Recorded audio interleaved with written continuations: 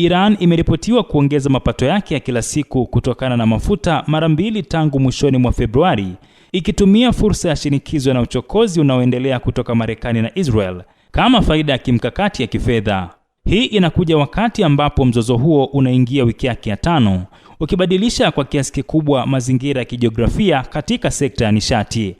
Uchambuzi wa hivi karibuni kutoka The Economist unaonesha kuwa kizuizi kinachoendelea kwenye mlango bahari wa Hormuz, eneo muhimu ambalo kwa kawaida hupitisha takribani 20% ya usambazaji wa mafuta duniani, kimesababisha kuporomoka kwa mapato kwa nchi za kifalme za Ghuba ya Uajemi, huku wakati huo huo kikiongeza mapato ya Teheran.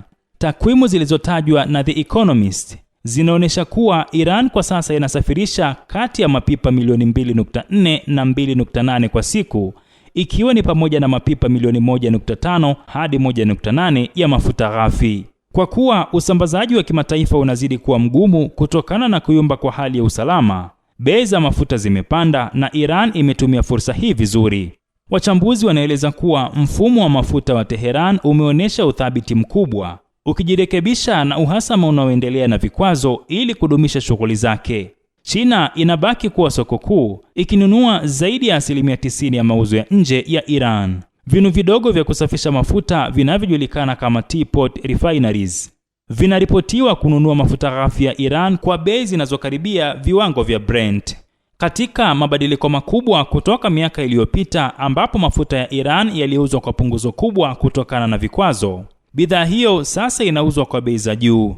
Wataalamu wa uchumi wanapendekeza kuwa hali hii imeiwezesha Teheran kuwa na nguvu ya kifedha isiyo na kifani katika kipindi cha shinikizo kali la kijeshi na kiuchumi kutoka Marekani na Israel.